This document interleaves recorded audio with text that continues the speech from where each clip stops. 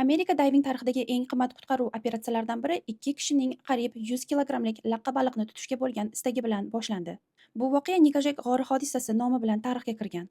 AQShning Tunessiya shtati janubiy-g'arbida sun'iy suv ombori Nikojek ko'li joylashgan edi. Yuza qismi keng va sokin ko'rinsa-da, 8 metr chuqurlikda, uzunligi 400 metrdan oshadigan ohaktosh g'ori yashiringan.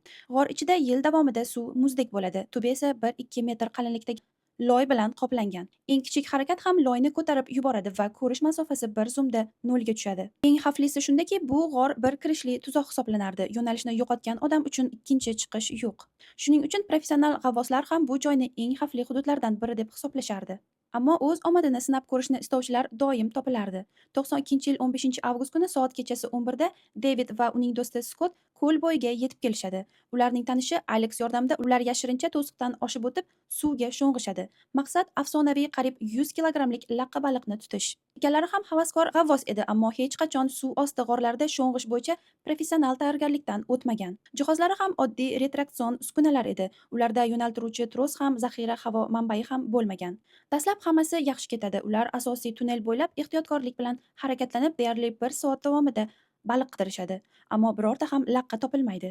Ularning harakati tufayli suv ombori loyqalashib borardi. Bundan ham yomoni, kislorod zaxirasi keskin kamayardi. Ballonlardagi havoning yarmidan ko'pi allaqachon sarflangan edi. Aqlning so'nggi qoldiqlari esa ularga bir narsani aytardi: darhol ortga qayting. Ammo ortga qaytish yo'li qayerda? Yo'naltiruvchi tros bo'lmagani uchun ular loyqa suvdagi labirint ichida ko'r odamdek yo'nalishni yo'qotib qo'yishdi. Vahimaga tushgan holda ular suv yuzasiga chiqishga urinib, oyoqlari bilan suvni qattiq tepishni boshlashdi. Qalin loy tubdan ko'tarildi. Ko'rish masofasi nolga tushdi. Mutlaq qorong'ulik va vahima ichida ular bir-birlarini ham yo'qotib qo'yishdi. Skottning omadi keldi. Ballondagi havoning so'nggi qoldiqlari bilan u qandaydir mo'jiza bilan g'ordan chiqish yo'lini topdi. Alex bilan uchrashgach, darhol politsiyani chaqirishdi. David esa kislorod deyarli tugab qolgan paytda tasodifan g'orning yanada ichkarisiga qarab suzib ketdi. David nihoyat eng dahshatli haqiqatni anglab yetdi. Ballonda havo qolmagan edi. Eng so'nggi umidsizlik lahzalarida u boshining ustida nimadir sezdi. Toshlar orasida atigi 20 santimetr balandlikdagi g'or yoriqda yupqa havo qatlami mavjud edi. U cho'kayotgan odam somonga yopishgandek shu yoriqqa og'izi va burnini bosdi. Ammo bu najot emas edi.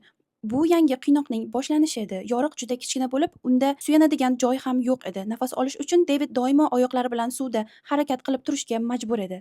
Muzdek suvda tana harorati tez pasayardi, kuch esa har daqiqada kamayib borardi. Ammo shu kichik havo cho'ntagi uning hayoti bilan bog'lab turgan yagona ipga aylangan edi.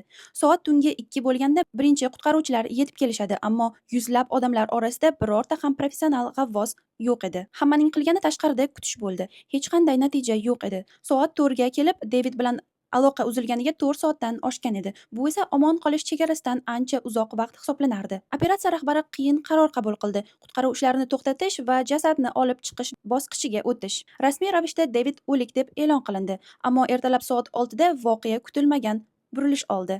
Voqea joyiga 2 nafar professional g'or g'avvosi Betty va Dennis yetib kelishdi. Ular g'or sxemasini o'rganib chiqib, qat'iy fikr bildirishdi. Bunday g'orlarning shift qismida deyarli har doim havo cho'ntaklari bo'ladi. Agar u shulardan birini topgan bo'lsa, u hali ham tirik. Ular darhol sho'ng'ishga ruxsat so'rashdi, ammo rahbar bunga rozi bo'lmadi. U tayyorlangan jasadni olib chiqish rejasini va yuqori xavfni sabab qilib ko'rsatdi. Vaqt o'tardi. Havo cho'ntagidagi kislorod esa tobora kamayib borardi. Davidning hushi asta-sekin so'nishni boshladi. Betty va Dennis shaxsiy aloqalarni ishga solishga majbur bo'lishdi. Taxminan soat 9 da voqea joyiga koordinatsiya markazi rahbari Mike yetib keldi. Vaziyatni eshitgach, u tarixga kirgan qarorni qabul qildi. Nikojek g'orining darvozalarini maksimal ravishda ochish hamda 1 soat ichida ko'l sathini 35 santimetrga tushirish buyurildi.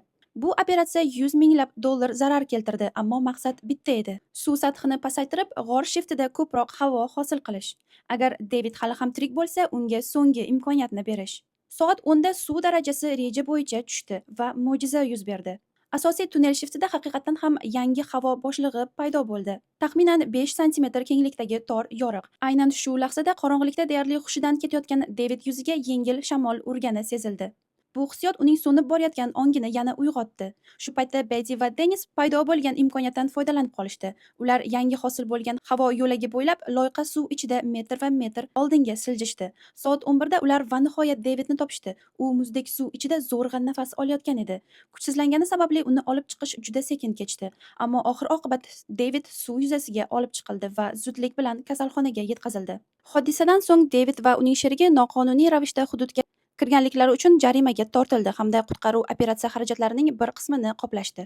Keyinchalik Tennessee vodiysi boshqarmasi bu g'orni butunlay yopdi. Hududga yuqori kuchlanishli to'siqlar o'rnatildi va 24 soatli video kuzatuv yo'lga qo'yildi. Tarixga Nikajek g'ori hodisasi nomi bilan kirgan ushbu qutqaruv operatsiyasi nafaqat Amerika Diving tarixidagi eng qimmat operatsiyalardan biriga aylandi, balki suv osti g'orlariga sho'ng'ish bo'yicha o'quv qo'llanmalariga ham abadiy kiritildi. Yana boshqa tarixda bo'lgan real hikoyalar uchun sirli arxivni kuzatib boring.